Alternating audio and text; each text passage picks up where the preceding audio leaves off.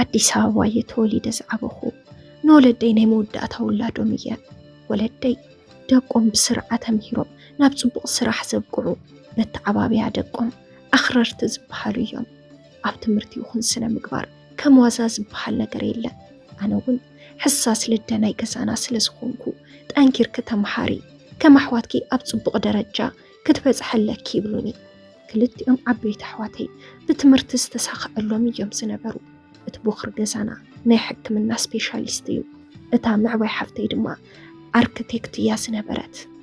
ስንጊዕ ኢለ ዝተወለድኩ ስለ ዝኾንኩ ንወለደይ ይኹን ኣሕዋተይ ማዕረ እየ ዝረአ ኩሎም ከም ቆልዓ እዮም ዝርእዩኒ ዝነበሩ ዕድመ ትምህርተይ ምስ ኣኸለ ግና ካብ ትምህርተይ ናብ ገዛይ ኣቦዩ ብናይ ባዕሉ መኪና ዘመላልሰኒ ካብ ትምህርቲ ወፃኢ ዝረኽቦ ናይ ወዲ ይኹን ናይ ጓል መሓዛ ኣይነበረንን ካብ ትምህርቲ ናብ ገዛይ ካብ ገዛይ ድማ ናብ ትምህርቲ እዩ ዝነበረ ህይወተይ ካብ ትምህርቲ ወፃኢ ብዛዕባ ህይወተይን ውሽጠይን ዝዕልሎ ሰብ ኣይነበረንን እናነፋእኹን ትኸይድ ነፃነት ሰኣንኩ ይመስለኒ ነይሩ ወለደይ ዘቕርቡለይ ሓሳብ እሺ ኢለ ካብ ምቕባል ወፃኢ ካሊእ ዝሓሰብክዎ ንምግባር ፍጹም ኣይፍቀደንን ጓል ኣንስተይቲ ምስቲ ምዃኔ ንምቁፅፃር ክብሉ ዝገብርዎ ነገር ሓይሊ ዝተመልኦ እዩ ዝነበረ ኣብዚ መንጎ ኮይነ ግና ሓደ ወዲ ክቀራረብ ዝገብር ኣጋጣሚ ረኺበ መምህረይ ነይሩ ግና ድማ ኣብ ገዛይ እውን እንዳመፀ ብውልቀይ የምህረኒ ነይሩ ካብ ሻልሻይ ክፍሊ ጀሚሩ እዩ ኣብ ገዛይ ኮይኑ ተቆፂሩ ዘምህረኒ ዝነበረ ትሑት ትዕግስተኛን ጽቡቕ መንፈስ ዝነበሮን ወዲ እዩ ካብ ትምህርቲ ብዝዘለለ ኩሉ ነገር ቀልጢፉ ዝርድኦ ሰብ እዩ ነይሩ ትምህርተይ ንኽነፍዕ ዓብዪ እጃም ነይርዎ እዩ ንሱ ዘምህረኒ ብጣዕሚ ዝርድአኒ ካብ ዓመት ናብ ዓመት ትምህርተይ እናነፋዕኹ መፄ ንሱ እውን ብቃወምነት ናብ ገዛይ እናተመላለሰ ይርድአኒ ነይሩ ርክብና ካብ ግዘ ናብ ግዘ እንዳወሰኸ መፀ መዋግዕተይን መማኽርተይን እውን ኮነ ዓስረይ ክፍሊ ምስ ወዳእኹ ግና ኣነ ብዘይፈለጥክዎ መንገዲ ነቲ ንዓይ ምርዳእ ኣቋረፀ 11 ክፍሊ ምስ በጻሕኩ ከምቲ ናቱ ገይሩ ኸርድአኒ ዝኽእል ኣይረኸብኩን ግና ደስ ከይበለኒ ወዳእኽዎ ከም ዘይሕለፍ የለን 12 ምስ በጻሕኩ ግና ንኡ ከምፁለይ ሓቶም ወለደይ ግና ኣፍቂራቶ እያ ኢሎም ደስ ኣይበሎምን ኣነ ካብ መጀመርትኡ ብፍቕሪ ዝዓበኹ ጓል ኣይኮንኩን ብዛዕባ ፍቕሪ ዝሓስበሉ ሰዓት ኣይነበረን በዚ ዝተለዓለ ስልከይ ተሓዲገ ካብ ገዛ ከይወፅእ ገይሮምኒ እዚ ዝገብርሉ ምኽንያት ግን ዋላ ሕዚ ንዓይ ተረድአንን ንሱ እውን ከምኡ ስለ ዘይሓስብ እቲ ሓሳባቱን ቅንዕንኡን እናፈተኽዎ መጻኹ ሕሉፍ ተመሊሰ ምሳይ ዝነበሩ ቁኑዕ ርክብ ክዝክር ከኣልኩ ን12 ክፍሊ ፈተና ተፈቲነ ንስለ ብዝኾነ ውፅኢት ሓለፍኩ መቐለ ዩኒቨርስቲ በፂሑኒ ኣይትኸድን ኣብ ናይ ግሊ ኣብዚ ክትመሃሪ ኢሎምነ ስድራይ ኣነ ግን ንመጀመርታ ግዜ ናይ ወለደይ ሓሳብ ነፀክዎ ናብቲ ዩኒቨርስቲ ምስ ኣተኹ ክንደየናይ ዝኣክል ኣብ ገዛ ተጨቂነ ምንባረይ ተረዲእኒ ናይቲ ዩኒቨርስቲ ምቹው ዘይምዃን ምስ ገዛይ ከነፃፅሮ ይከኣልኩን ናይ ምግብን መደቀስን ፈተንቲ ነበሩ ምስ መሓዙተይ ብምቅርራብ ስለ ዘይዓበኹ እውን ሰብ ንምቕራብ ይስተፍ ነይረ ሓንቲ ምሳይ ብሓደ ዶርሚ ዝኾነት ግና ንቕሕቅሕ ዝበለት ጎርዞ እያ ቅርብ ኢላ ኣይዞኺ ክንለምደና ብምባል ምስኣ ምንቅስቃስ ጀመርኩ ኣብቲ ዩኒቨርስቲ ምግቢ በሊዕና እንትንወፅእ ርሕቕ ኢሉ ስመይ እንትፅዋዕ ሰሚዐ ወዝቢ ግልጽ ምስ በልኩ ግና እቲ ካብ ቀደም ጀሚሩ ኣብ ገዛይ ዘርድአኒ ዝነበረ መምህሪ ዝነበረ እቲ ሒዘዮ ዝነበርኩ ሓድሽ ስልኪ ቁፅሪ ተቐቢሉኒ ኸደ ንኡ ምስ ረኸብኩ ልክዕ ካብ ቤት ማእሰርቲ ዝተፈታሕኩ ኮይኑ ተሰሚዑኒ ንእሽተን ፀኒሐ ናብ ስልከይ ከቋምጥ ጀመርኩ ሽዑየ ካብ ልቢ ከም ዘፍቀርክዎ ዝተረድአኒ እቲ ሰዓት ሓፂር ዋላ እኳ እንተነበረ ግና ንዓይ ነዊሑኒ ብዝኾነ ምሽነት ምስ ኮነ ደው ኢሉለይ ተደዋዊልና ተቋፂርና ኣብ ሓደ ካፌ ተራኺብና እቲ ዘሕለፍክዎ ነጊረዩ ንሱ እውን ምስ ወለደይ ከም ዘይተሰማምዐ ነገረኒ እንታይ ከም ዝበሉ ወይ ሓቶ እንተንሱ ግና ኣይጠቕመክን ትምህርቲ ክጥራሕ ንፍዒ ይብለኒ ማስተረስ ክመሃር እዩ መፅኡ ቀፃሊ ዓመት ከም ዝውድእ ነጊሩኒ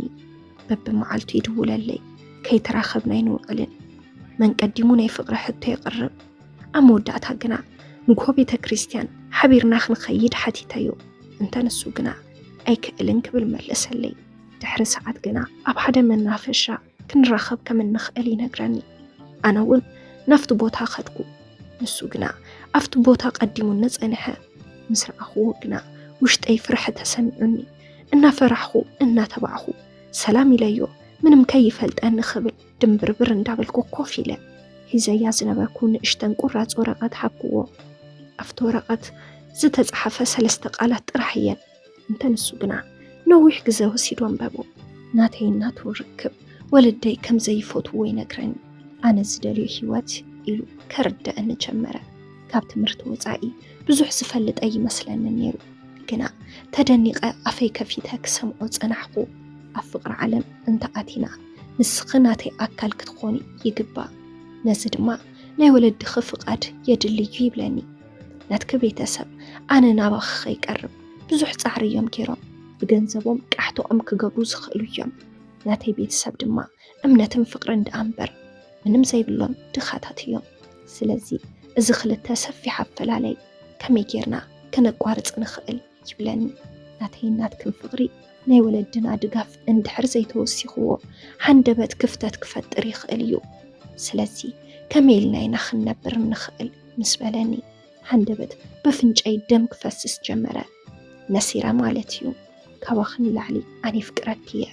ስለዚ ክኸፍሉ ዝግብአኒ መስዋዕቲ ክኸፍል እየ ተረጋጊ ኢሉ ክእብደኒ ፈትን ኣነ እውን ክኸይድ ኢለ ኣብ ዶርመይ ኣተይደቀስኩ ድራር ክንበልዕ እታ ኣብቲ ዩኒቨርሲቲ ዝተላለኽዋ መሓዛይ ክትጽዋዐኒ መጸት ኣይ ድራራይ ከይድን ክብል መለስኩላ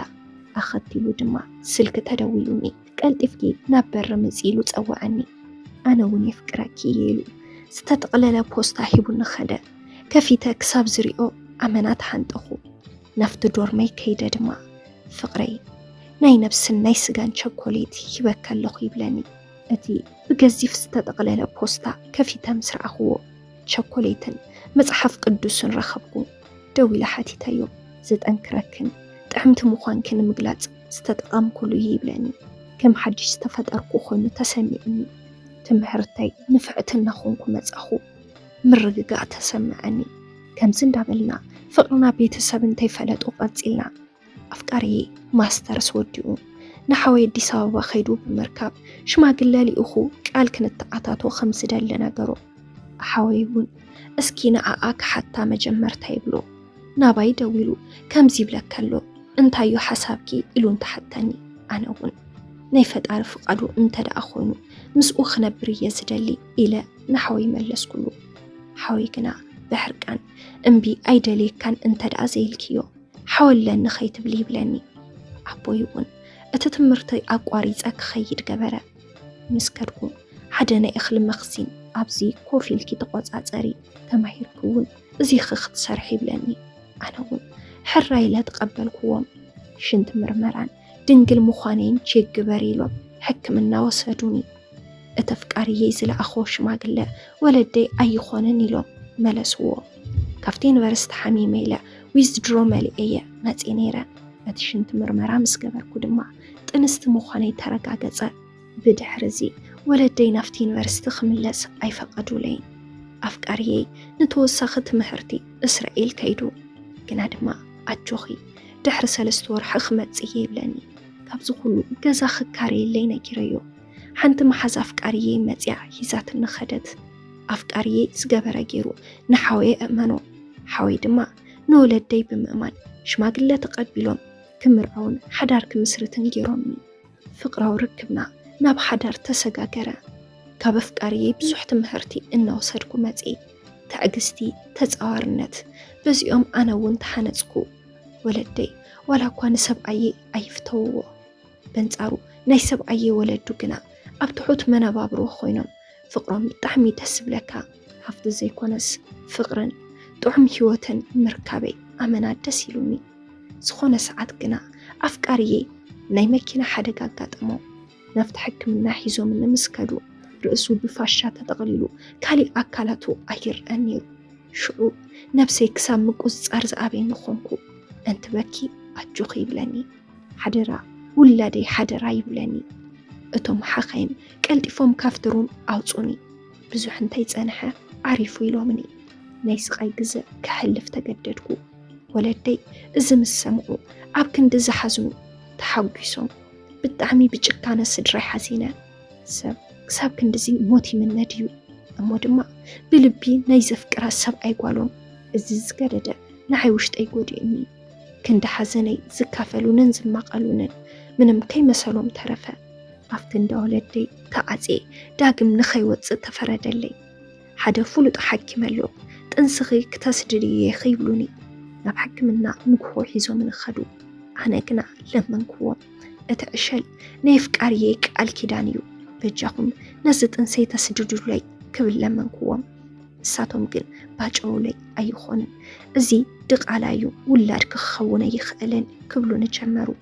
ኣብዚ ሰዓት ኣነ ይከኣልኩን ኣውያ ተስማዕኹ እቲ ሓኪም እውን ስለ ዝፈርሐ ካልእ ግዜ ኢሉ ኣበየ ሓወይን ኣቦይን ስቕበሊ እናበሉ ክወቕዑ ንጀመሩ ሓንቲ ሰበይቲ ኣውያተይ ሰምዐት መፅያ ምንም ነገር ከም ዘይተፈጠረ ነገርዋ እንተ ኣነ ግና እቲ ሓቂ ነጊረ ክትተሓባበረ እናሓተትክዋ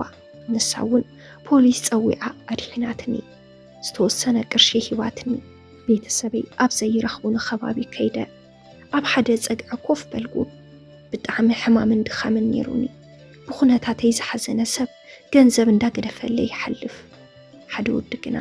ኣብ ጥቃይ ኮፍ ኢሉ እቲ ፀገመይ ይሓተኒ ኣነ እውን ኩሉ ነገር ዘርዚረ ኣዕለልክዎ ናብ ሓደ መደቀሲ ወሲዱ ኣብ ሓደ ቦታ ክሓድር ገይሩኒ ንፅባሒቱ ገዛ ኣጣይቆ ረኸበለይ ንእሽተን ገዛ ተኻሬ ዝኽደኖ ስለ ዘይነበረኒ ካብ ቤተሰቡን ዝፈልጦም ሰባትን ኣምፀለይ እናመፀ ይፃውተኒ የፀናንዐኒ ንእሽተን ምንቅስቃስ ጌርና ገዛና ንኣቱ ኣዋርሕ እናወሰኸ ጥንሲ እንዳደፍአ መፀ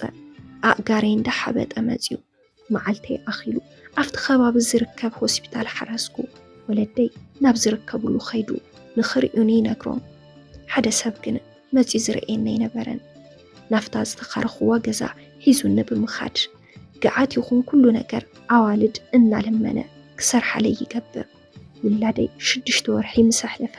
የፍቅረክየ ይብለኒ ኣነ እውን ኣብታ ሕማቕ ሰዓተይ ኣብ ጎነይ ዝኾነ ዓብዪ ሰብ ስለ ዝነበረ ናይ ፍቕሪ ሕትኡ ምንፃገይ ከዓልኩን ይኹን እምበር ሓዳር እንገብር እቲ ውላደይ 1 ዓመት ምስ መልአዩ ክብል መለስኩሉ ንሱ እውን ሕራይሉ ሰዓመኒ ናይ ወደይ መዓልቲ ውልደት ምስ ኣኽበርና ቤተሰቡ መፅዮም ቀለበት ተእሰሩና ኣብ ክንደ ፍቃርየ ቦታ ተኪኡ ብፍቕሪ ንነብር ኣለና ተመስገን ሰላም ናይ ማኪ ሚድያ ተኸታተልቲ ንሎሚ ሒዘልኩም ቀሪበ ዝነበርኩ መደብ ነዚ ይመስል ነይሩ ነዚ ዛንታ እንተደኣ ፈቲኹምውን ሓሳብ ርእቶ እንተደኣ ሃሊኩምን ኣብ ናይ ኮመንት መፅሐፍ ቦታ ሓሳብ ርእቶኹም ክትገድፉልና ትኽእሉ ኢኹም ነዚ ቻናል ሓደሽቲ እንድሕር ደኣ ሃሊኹም ሳብስክራይብ ብምግባር ነታ ናይ ደወል ምልክት ብምንካእ ናይ ቻናልና ናይ ወትሩ ተኸታተልትና ክትኾኑ ንላቦ ብቐፃሊ ብኻሊእ ዛንታ ብኻሊእ መደብ ብኻሊእ ሓሳብ ክሳብ ንራኸብ ክሳብ መወዳእታ ምሳና ስለ ዝፀናሕኩም ካብ ልቢ እንዳመስገና በዚ ክንፍለየኩም ሰሰናዩ